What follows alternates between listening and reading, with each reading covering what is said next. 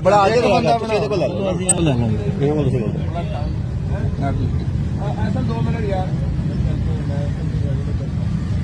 आगे ना चेहरा नजर आ गया बस ਤੁਹਾਡਾ ਕੰਮ हो गया जी कुछ भी नहीं हो रहा इसकी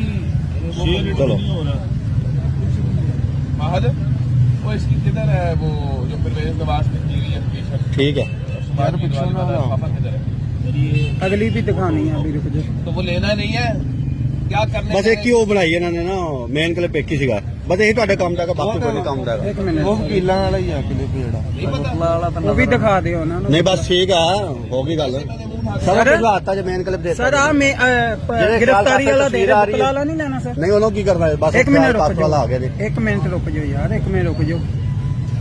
ਯਾਰ ਸੇ ਆਪਣੇ ਚਾਲਨ ਤੇ ਭਜਵਾਨੀ ਭਾਜਨ ਨੂੰ जी भाई अस्सलाम वालेकुम चल बस ठीक है वो बस उनको मेरा ख्याल है थाना में सिविल लाइन या कोई एजेंसीज ले गई हैं अभी चेक कर रहे हैं कौन ले गया